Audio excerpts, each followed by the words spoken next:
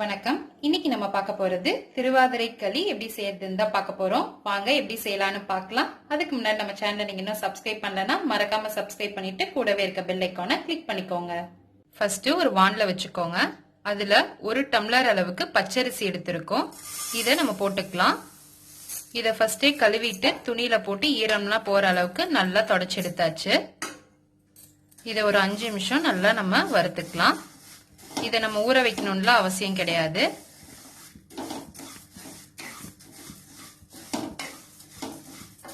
ஒரு 5 நிமிஷத்துக்கு நல்லா பொரியிற அளவுக்கு வறுத்துக்கலாம். லைட்டா அந்த கலர் மாறுற ஸ்டேஜ் வந்தா நம்ம எடுத்துடலாம். இப்போ நல்லா வறுபட்டுருச்சு. இப்போ நம்ம அடுப்பு ஆஃப் பண்ணிடலாம். வறுபட்ட அரிசியை இப்போ ஒரு தட்டில் மாத்திடலாம்.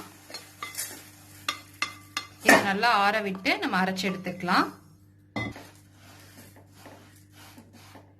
அரிசி ஆறிக்கிட்டு இருக்கட்டும். அதுக்குள்ள நம்ம தேங்காவை போட்டு வறுத்துக்கலாம்.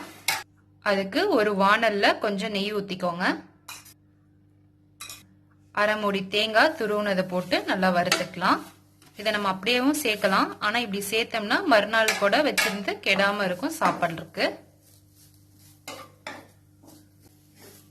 சும்மா ஒரு 2 நிமிஷம் மட்டும் போதும் வறுத்து எடுத்துக்கோங்க.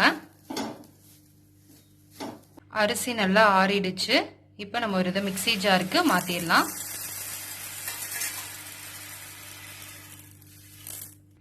இது கூட ஒரு 2 ஏலக்காய் சேர்த்தி நம்ம அரைச்சிக்கலாம். நீங்க பொடி இருந்தா அதையும் சேர்த்திக்கலாம் வேணும்னா.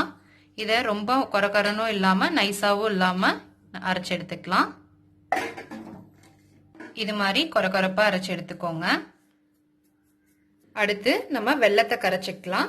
1 கப் அரிசிக்கு 1.5 கப் அளவுக்கு வெல்லம் போட்டா கரெக்டா இருக்கும். வெல்லத்தை கரைக்கிறதுக்கு எந்த கப்ல அரிசி போட்டோமோ அதுல 1.5 கப் அளவுக்கு தண்ணி ஊத்திக்கோங்க. இப்போ நல்லா கரைச்சி எடுத்துக்கலாம். வெல்லம் கரைஞ்சிட்டு இருக்கட்டும். நம்ம அதுக்கு முன்ன அரிசி மாவை கரைச்சிட்டு வந்துடலாம். இப்போ நம்ம அரைச்சு வச்சிருக்க அரிசி மாவை போட்டு கரைச்சிக்கலாம். 1 டம்ளர் அரிசிக்கு 3 டம்ளர் அளவுக்கு தண்ணி ஊற்றணும். நம்ம வெள்ளத்திலேயே 1.5 டம்ளர் ஊத்திட்டோம். அதனால இதுல ஒரு 1.5 டம்ளர் மட்டும் ஊத்தி நம்ம கரைச்சிக்கலாம். கட்டி இல்லாம நல்லா கரைச்சிக்கோங்க.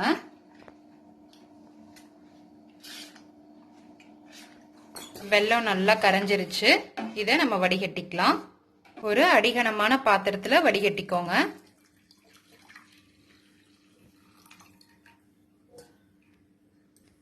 இது அப்படியே கொஞ்சம் நல்லா கொதிக்கட்டும். லைட்டா கொதி வர ஸ்டார்ட் ஆனோன்னு நம்ம கரைச்சி வச்சிருக்க மாவை ஊத்திடலாம். நல்லா கலந்து விட்டுட்டே இருங்க.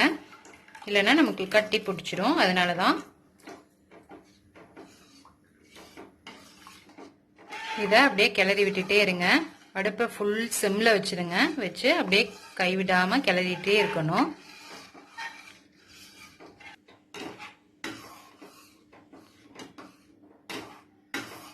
இப்போ நல்லா கட்டியாயிருச்சு. இந்த ஸ்டேஜ்ல நம்ம வறுத்து வச்சிருக்க தேங்காவை போட்டுடலாம்.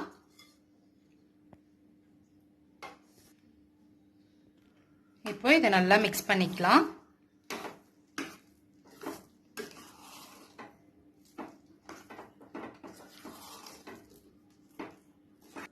நல்லா மிக்ஸ் பண்ணிட்டு கொஞ்சம் நெய் ஆட் பண்ணிக்கோங்க.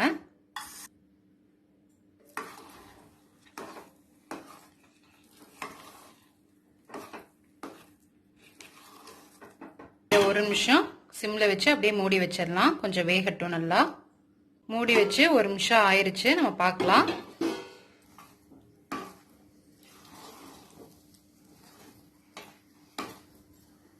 கையை தண்ணியில் நனைச்சிட்டு இது மாதிரி தொட்டு பார்த்தா கையில ஒட்டாம வந்துருந்துச்சுன்னா கரெக்டா வெந்துருச்சு. சரியான பதம்னு அர்த்தம். இந்த ஸ்டேஜ்ல நம்ம நெய்ல வறுத்த முந்திரியை ஆட் பண்ணிடலாம். நல்லா கலந்து விட்டுக்கோங்க.